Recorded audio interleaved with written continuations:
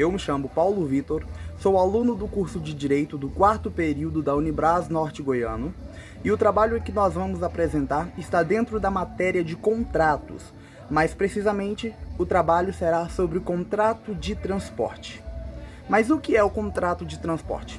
O contrato de transporte é o aparato jurídico que garante os direitos do transportador e daquele que vai ser transportado ou do objeto que vai ser transportado. É quando alguém toma para si a responsabilidade de transportar alguém ou alguma coisa. Esse contrato ele é incolume, ou seja, aquele que toma a responsabilidade de transportar deve cuidar até o destino para que seja entregue da mesma forma da qual foi recebido. Também é um contrato bilateral, ou seja, existem duas partes, aquele que contrata para transportar e aquele que é o contratado para transportar. Esse contrato está previsto no Código Civil, no artigo 731, que diz que deve haver uma autorização, uma permissão ou uma concessão. Ou seja, tem que haver um acordo entre as partes e ele é regulamentado por este código, para que seja feito conforme está descrito na lei, sem prejuízo do artigo.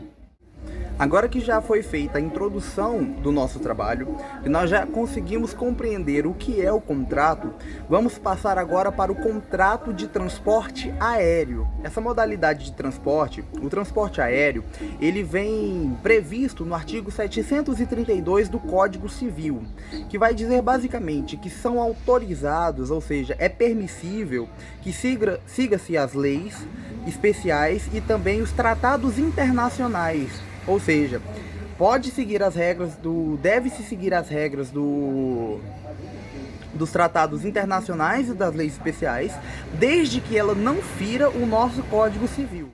Existem algumas discussões doutrinárias sobre qual tratado vai ter vigência quando a perca ou o dano dessa matéria transportada entre países, ou seja, que ela é feita internacional. Nesse momento nós vamos identificar duas convenções, a Convenção de Varsóvia e a Convenção de Montreal.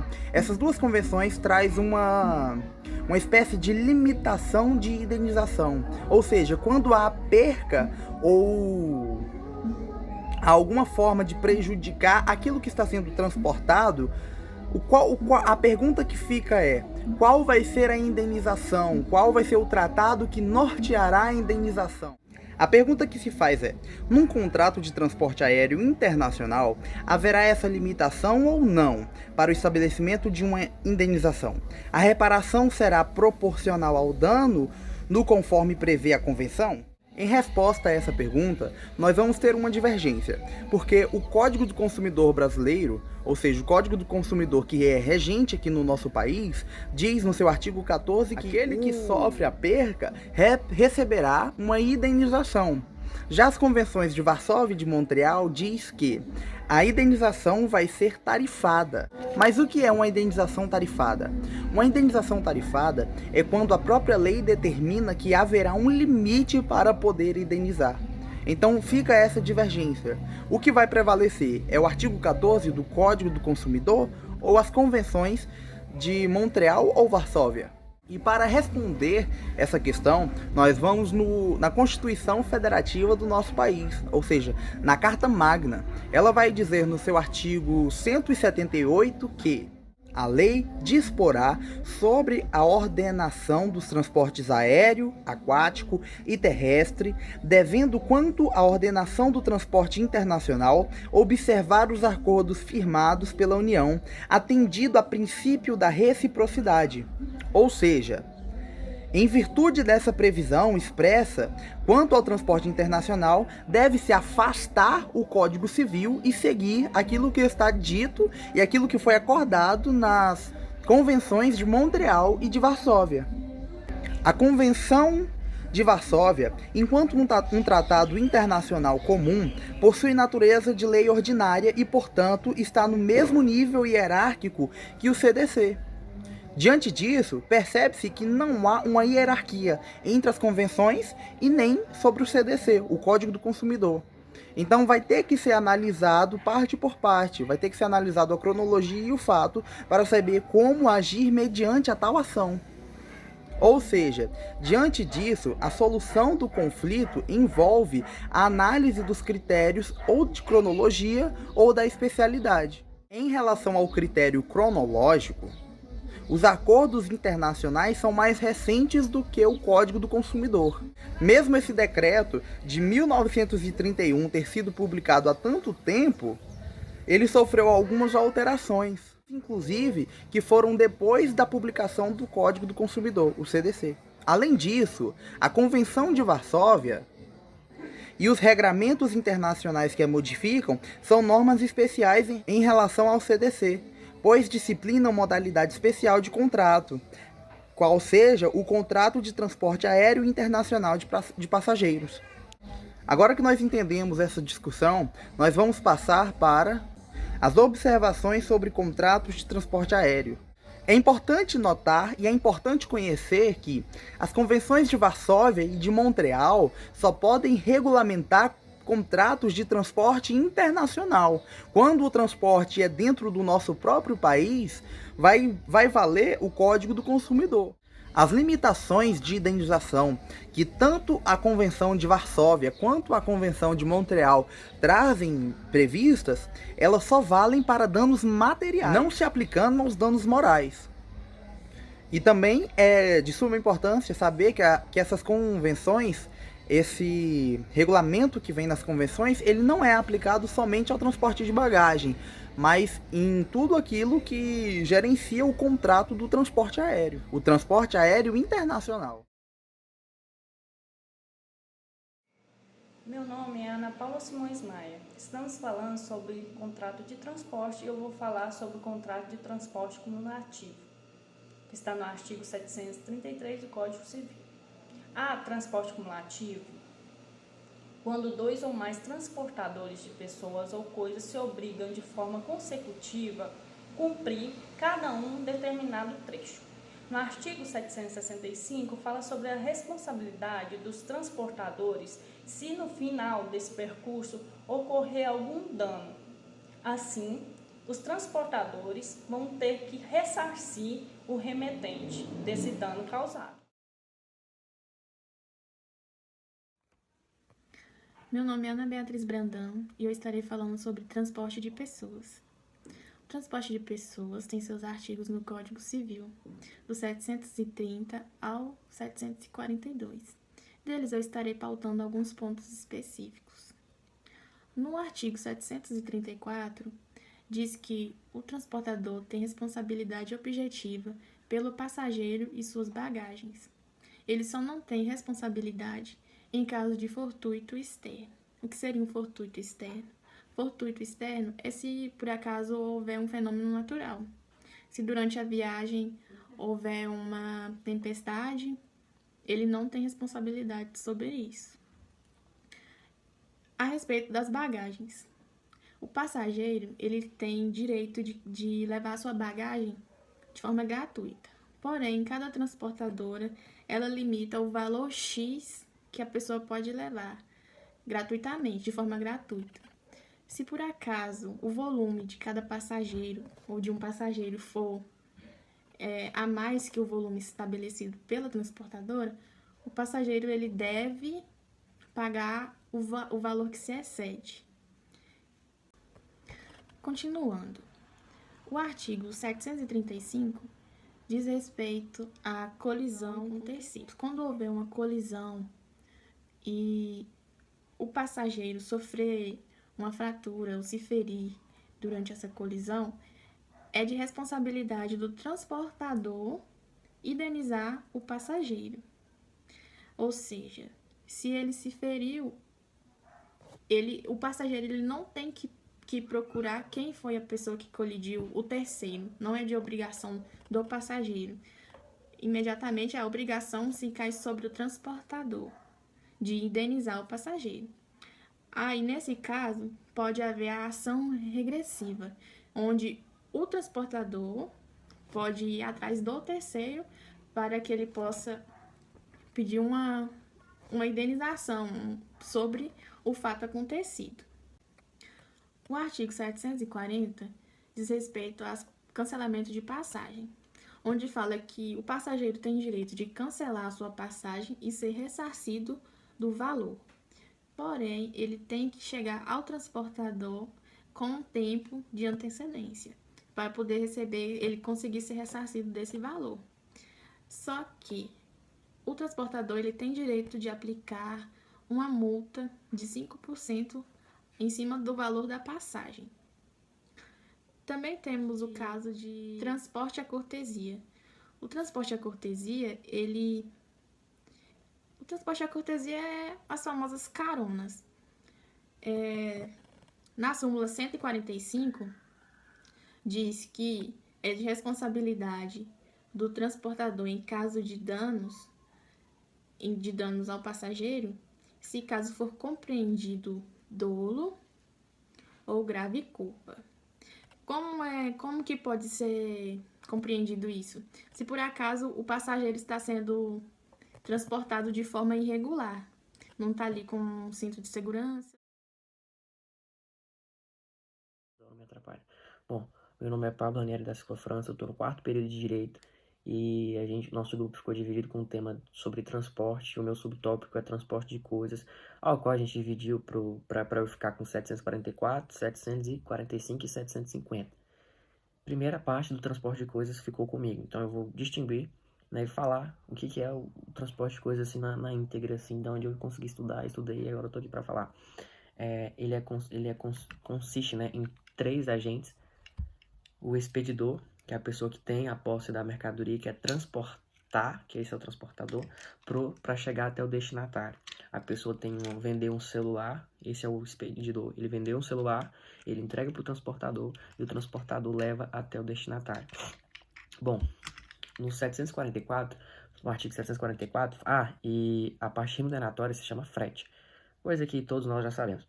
O expedidor, ele precisa dar a informação correta, tem que dar total conhecimento ao transportador, porque se acontecer alguma coisa, o transportador, ciente de tudo que está lá, ele tem que arcar com os prejuízos, porque a responsabilidade dele é objetiva.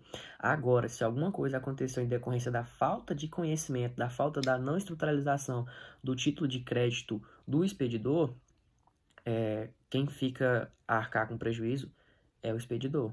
Tá? Se por algum acaso, vamos supor que o expedidor entregou a maconha em vez do celular e a transportadora não sabia disso, se acontecer algum prejuízo, se der errado esse transporte, quem tem que arcar com as consequências com prejuízo é o expedidor. Claro, e indenizar, né, a transportadora. E sobre o título de crédito que eu não falei, é que o expedidor ele tem que dar total informação para o transportador. E o título de crédito é como se fosse o conhecimento. E o título de crédito ele tem que chegar até o destinatário, para que na hora, como se fosse fazer uma conferência, a pessoa ela é o destinatário, ela está com o título de crédito, ela fala assim, não, eu realmente sou o destinatário porque eu estou com o título de crédito.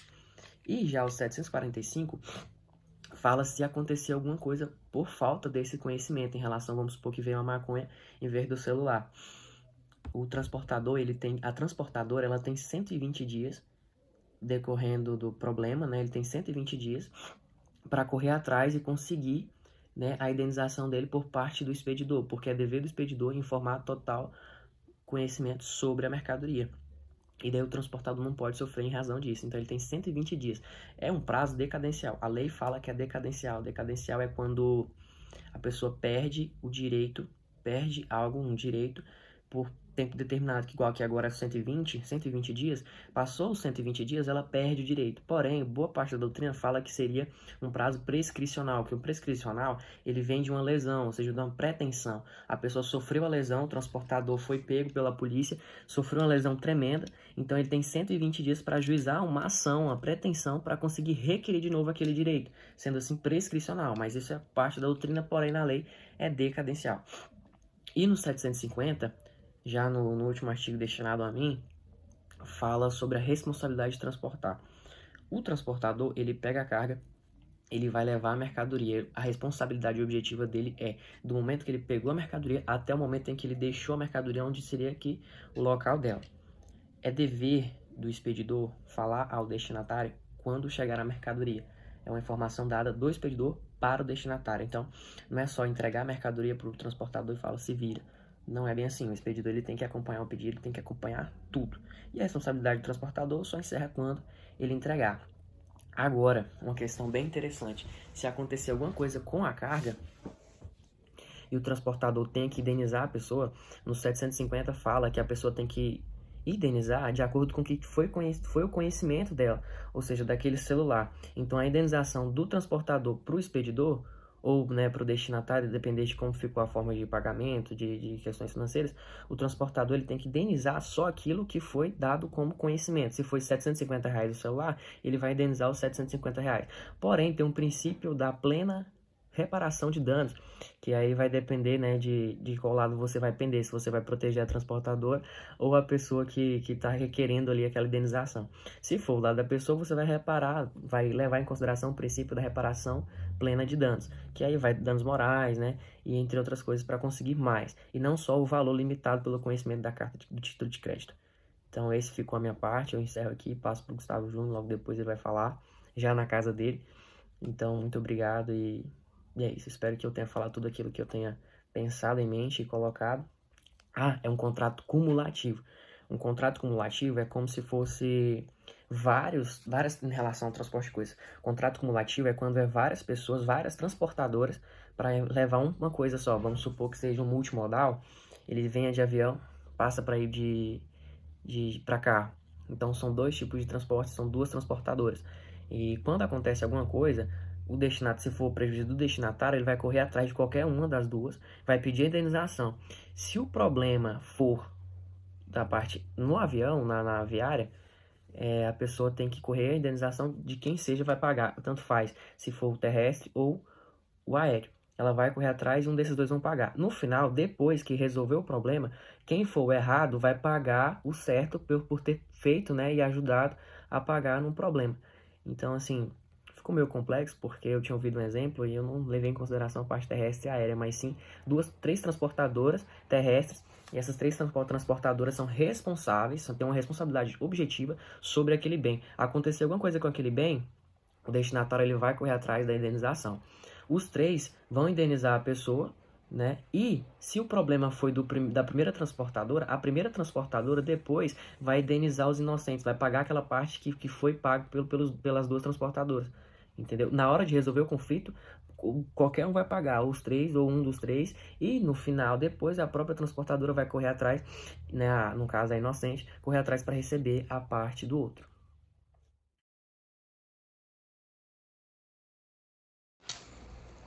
Olá a todos, eu me chamo Gustavo, eu vou estar dando continuidade ao que meu colega Pablo disse, no caso, a matéria transporte de coisas, e eu vou estar falando sobre o artigo 752 e o 753. O artigo 752, no caso, ele já traz consigo que ao transportador não existe a obrigatoriedade de informar ao remetente da carga quando vai ser feito o desembarque. Outrora, se estiver uma cláusula no contrato da qual possui essa obrigação de que o transportador informe quando o momento da chegada, o momento do desembarque, aí sim, quem ficar com o negócio de transportar, no caso, quem ficar com a responsabilidade de transportar a coisa, deverá informar ao remetente. Em questão do recebimento, caso a pessoa for receber e perceber alguma avaria, algum dano perceptível no caso, logo no desembarque, a pessoa deverá notificar o remetente e assim levar novamente essa carga de volta, no caso fazer a devolução. Caso esse bem recebido tenha um defeito oculto, a pessoa tem o prazo de 10 dias para fazer a devolução desta coisa, tendo em vista que é um defeito oculto que não dá para ser perceptível logo na chegada, ou seja, ao utilizar ou ao passar do tempo, dentro do prazo de 10 dias, a pessoa está amparada para fazer a devolução, visto que seja um erro de transporte e não um erro de uso. No artigo 753, temos que se o transporte não puder ser feito ou sofrer longa interrupção, o transportador solicitará incontinenti instruções ao remetente. Ou seja, Se o transportador não conseguir entregar a carga dentro do prazo, ele deverá informar. E assim, no caso, a informação pode ser um consentimento entre os dois, uma negociação, podendo haver até reajustes, mas deverá informar. Caso seja coisas do qual tem natureza perecível, ao transportador ele deverá, caso esses alimentos ou o que ele estiver levando com o prazo de validade estejam prestes a vencer ou muito próximo de sua data de validade, caso consentido, o transportador poderá vender aquilo do qual ele iria levar a certa pessoa e assim fazer o depósito na conta do remetente, para que assim não fique em prejuízo, pois tendo em vista algo que tem uma certa data de validade, como por exemplo alimentos, caso esse alimento perca, ao destinatário ele não irá querer receber. Ou seja, ao transportador é cabível a venda e o depósito na conta do remetente, para que assim não fique com prejuízo nenhuma das duas partes.